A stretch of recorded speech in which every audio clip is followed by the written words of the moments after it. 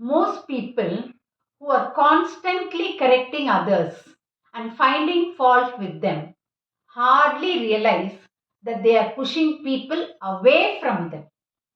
நீங்க அடுத்தவங்க மேல தப்பு கண்டுபிடிச்சிட்டே இருப்பீங்களா? அதுவும் ஒரு பர்டிகுலர் பர்சனை. இப்போ என்ன ஆகும்?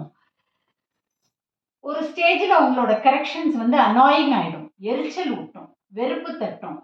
they won't respect you. நீங்கள் சொல்கிறத ட்ரை பண்ண கூட மாட்டாங்க, லிசன் பண்ண மாட்டாங்க, ஷேர் பண்ண மாட்டாங்க. அதனால் நம்ம அப்படி ஒரு இமேஜை க்ரியேட் பண்ணவே கூடாது. அதுக்கு பதில் பாசிட்டிவாக நம்ம கரெக்ட் பண்ண பார்க்கணும். ஒரு ரெண்டு எக்ஸாம்பிள் கொடுக்குறேன். இப்போ you have asked someone to ஸ்விட்ச் ஆஃப் த லைட். அப்போ அவங்க என்ன சொல்கிறாங்க உங்கள்கிட்ட வந்து, ஐ ஆல்ரெடி ஸ்விட்ச் ஆஃப் த லைட் அப்படின்னு சொல்லுவாங்க.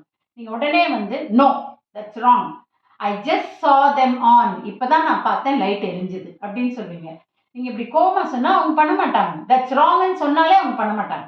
அதுக்கு பதில், oh okay, can we just double check once, அப்படியா, அப்போ வரியா, போய் ஒரு தடவை செக் பண்ணிட்டு வருவோம் அப்படின்னு சொல்லுங்கள். இமீடியட்டாக அவங்க they'll step into action. I will call him later அப்படின்னு அவங்க சொல்கிறாங்கன்னு வைங்களேன். நீங்கள் என்ன சொல்லுவீங்க?